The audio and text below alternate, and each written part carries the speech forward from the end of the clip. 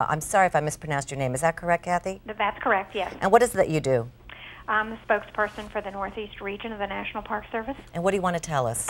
One of your reporters called and asked about what was happening at the Ellis Island.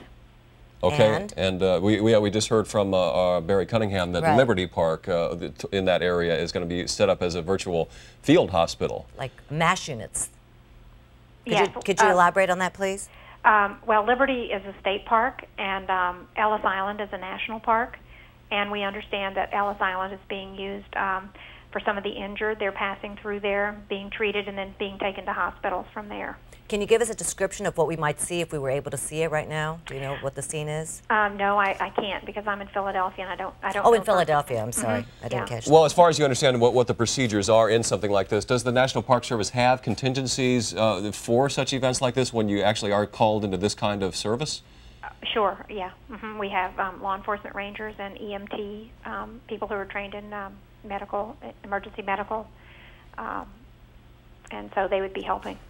All right, Kathy DiLeonardo from the National Park Service, thank you very much. We will hopefully be able to at some point get out in the area of Ellis Island and find out more about this for ourselves. It appears that really what's happening as far as trying to get medical help to the many people injured here is that they're taking many of them away by water, by ferry, over the Hudson River, literally stopping on Ellis Island on the way, and in other cases continuing on to Jersey City to Liberty State Park that Barry was talking about there. In many ways, because of the traffic and the congestion and the problems of getting everything up north, it appears that they're taking the water route, which is the clearest route to get people over to New Jersey. And you wonder if they practice things along this line. I'm sure that this was never expected, anything this devastating, but they have been ready for all kinds of terrorist activities. Nothing on this, magnitude. Nothing on the scale, of course. It sounds as though they're being pretty well organized. You know, we cover all the time drills. That the City Emergency Management Agency runs in case of such a terrorist event like this. I think one of the ironies about this is that the multi-million-dollar emergency system that was inaugurated, I think, about a year ago, maybe a little bit longer, is located where? In the World Trade Center. That's right. And therefore rendered fairly useless today, and they've moved to other locations temporarily. Okay, we're going to visit another hospital. We're going to go back to Joe Chaffee. He's at Nassau County, at the Nassau County University Hospital, I believe it's called. Joe? Correct, Heidi. We are still waiting the burn victims, 7 or 8 burn victims that were being transported by ferry to Glen Cove, and then, and this is where it gets a little hairy with respect to information, because communications have been very, very difficult between here and Glen Cove, whether they are being choppered in or whether they are coming by land route. But everyone is still on standby. We have doctors and nurses at the emergency room door waiting for them. We have quite a bit of security, bomb-sniffing dogs. They're not taking any chances here at Nassau University Medical Center. They're checking every car going in and out. Earlier, we reported that they had stopped accepting blood donations, but I have now been told that they have now started again. If anyone wants to give blood, they can come until 9 o'clock this evening, and then again tomorrow morning. But as of now, they are now again accepting blood donations for anyone that wants to give blood. We are just in waiting for either a chopper or the string of ambulances to bring the burn victims. They have up to 200 beds ready if they need to take on additional victims later on tonight. Heidi? Joe, thank you. We just got bad news, more bad news on top of bad news. The Tower 7, the building, one of the other buildings, the World Trade Center that we said was leaning and in danger of collapsing, has just collapsed. And so I think you could see when you looked at the Tom. Can you get us the long shot from Midtown again? I think what we actually saw there was, there you go. Yes, you can see if you've been watching, you can see that the smoke had kind of taken on certain patterns. Well, now it's got a whole new pattern out there because another building has collapsed. You can see that the amount of smoke and debris going up into the air has increased once again. So now 3 of the 7 World Trade Center buildings do not exist any longer because of today's terrorist attacks, and we understand that one other of them is still burning, still on fire. you just wonder what in the world is going on there. We can't get close enough really to see what is happening right now. Yes. The rescue effort is going on, has been going on since 9 o'clock this morning, and now in the middle of all of this, we have yet another collapse, and God knows how many other. Well, that is where the heart of the story lies. Certainly, what we don't know is how bad is it. No journalists, no cameras. That's the view south from City Hall. That's as close to ground zero as anybody's been able to get right there once the police lines were set up. And as you can see, the canyon's still filled with choking smoke and dust. We just don't know what the situation is there. We don't know if the building collapsed on people. We don't know if the evacuation procedures took them far enough away from the buildings that the collapses perhaps didn't do as much damage as we fear they did. See more emergency workers going into the area to help out. So much is unknown right now, particularly the thing that we all care about the most, what is the casualty count. Exactly, and how many people are going to be saved. They're just right now concentrating on that, hopefully rescuing and saving as many people as they still can. That is the object at this point. As you've heard Mayor Giuliani say, so many other matters are going to have to be put sort of on the back burner while we simply try to save the people who are injured. From what we understand, hundreds of people were critically injured, many of them burned, taken to St. Vincent's Hospital, taken to further outlying hospitals that have expertise in burn treatment. And that is going to be going on for some time. And I think, Heidi, that the effort to recover both bodies and perhaps survivors somewhere in the midst of that rubble is going to continue on through the night, much as we've seen before when we watched a coverage of earthquake rescues. You see the dogs going in there to see if they can detect anything, the listing devices going in to see if there are people still alive in there. I suspect we're going to be seeing, I don't know if we'll be seeing it because I imagine the police are going to keep a pretty tight cordon around everything there, but I think that may be the situation to take place tonight and into tomorrow as well. Well, you see how empty the streets are right around City Hall, that live shot we just had, and I think people are cooperating.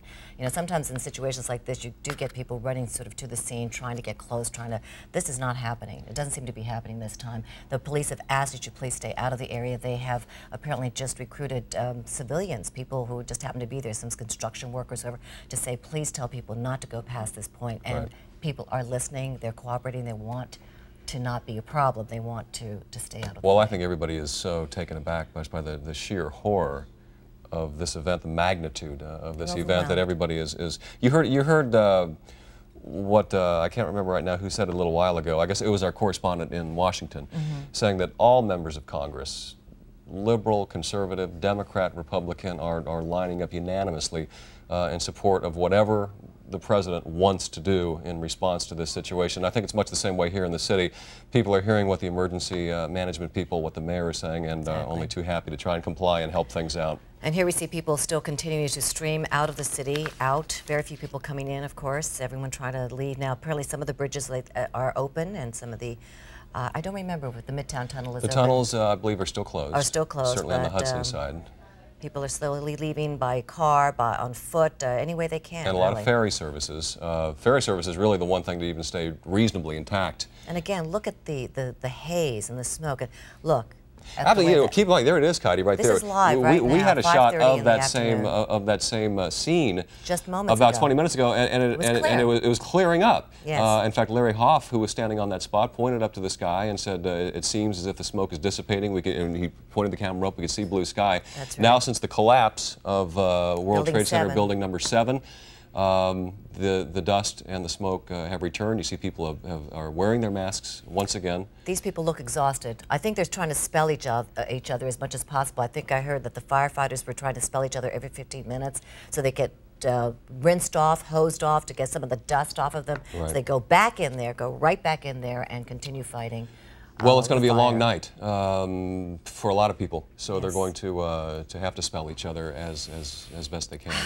That is the closest shot we've been able to get. I think all helicopters are down out of the air right now. We actually kept ours up for a pretty long time. It's a total no-fly zone, except for military aircraft. So this camera shot you're seeing right here is about as good as the TV stations you're going to be able to get live. You can get no closer than that. And you can see from that perspective right there, it is still a pretty hairy situation. And again, to reiterate, New York City schools at this moment, anyway, are open tonight. There's our reporter, Jackie Hyland. Jackie Hyland, getting into position for obviously a live shot. We'll be going to her in a little bit. But the New York Archdiocese Catholic schools, they are all closed tomorrow. All of them are closed tomorrow. Of course, museums, the Washington Monument, all those landmark buildings, they have been shut down. Yes, anything that could remain a possible target, I would think, in Washington and New York is going to be closed down tomorrow and for the foreseeable future. Do you think it's time to do a wrap of a timeline again? Do you want to go Sure. through that? Sure, for definitely. those of you who might just be tuning in, although I find that hard to believe. Yeah, I'm sure you're aware of know. things by now, but in case you were taking one long nap, we got an unpleasant surprise for you. About 8:45 today, it all started when Tower number 2, rather, of the World Trade Center was struck by a plane, the one on the right there. About 20 minutes later, another airliner, a 767, crashed into the tower on the left. There you see it, slamming with unbelievable force, literally coming through the building. Not exactly cutting it in half, but you see the result that came eventually. The building collapsed. First, Tower 1, a little later, Tower 2. You're looking now at the Pentagon, where if you look over on the right side of your picture, well, of course, the Pentagon, the famous five-sided, which is what a Pentagon is, five-sided building housing all the military services, attacked also by a hijacked plane on its west wing. Out-of-control fire was burning. We have heard that people were killed in the Pentagon. Nobody from the Defense Secretary's office, who was on the other side of the building. And now you're looking at additional pictures that if you've been joining us this afternoon, you've probably seen a few times throughout the day of when the building started to collapse, people in the area left with little to do except run for their lives. All right, we saw Jackie Hyland earlier getting in position to give us a report, and I understand that she is ready right now outside City Hall, and give us a brief update on what's going on down there now. Jackie? Heidi, Jim, just a few moments ago, an unbelievable scene down here as 7 World Trade Center collapsed. And as you can see right now, we're in the aftermath of it. Thick black smoke behind me. The ash is beginning to settle. And it is a pretty frightening scene. Let me tell you, I was right here on the sidewalk when the building collapsed, and all I heard and all I saw was a group of police officers running for their lives, screaming at anybody in the way to get out of the way. The building was coming down. There aren't too many people down here right at this time because most people have gone home, except for a lot of emergency personnel. Actually, Steve Alvarez was down in the thick of it. You saw it, you heard it. Tell us what you experienced. It's something that you never want to see. It's just horrific down there. Parts of the World Trade are still standing. There's rubble everywhere. We were working down there trying to see if there were any survivors in areas that were safe for us to continue to work. Fires are burning all around in all the surrounding buildings. It looks like something out of an Armageddon movie. Did you have any warning that this building was coming down right now? Well, we did have warning that it was coming down. They would start to clear the area out because they had actually let this building burn. It was just burning so much out of control, and the firemen just down there just decided to go ahead and let it burn. As some of the other buildings are in the same condition, they're just letting them burn because it's just more than any one force can contend with. Weren't you scared, Steve? I mean, you were right down there when the building came down. Did you run for your life? I ran. I got out of there as soon as I could. I was scared. Now, you're working as a National Guard down here?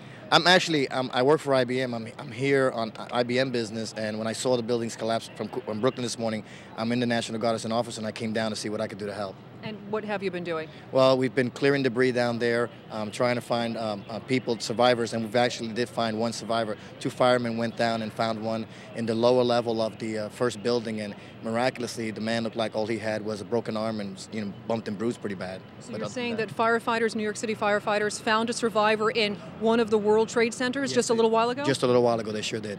And he was alive and well? Alive and well, and he seemed to be in fairly good condition. Right. Where are you headed to now? I'm going now to a hospital to give some blood, and then I'm going to go try to meet up with my wife. Okay, thanks very much, Sure Steve thing. Alvarez. And that's pretty much what the mayor and all the city officials are asking people to give blood. Again, 7 World Trade Center just collapsed a few moments ago. Mayhem down here in Lower Manhattan, and we're going to toss it back to you right now.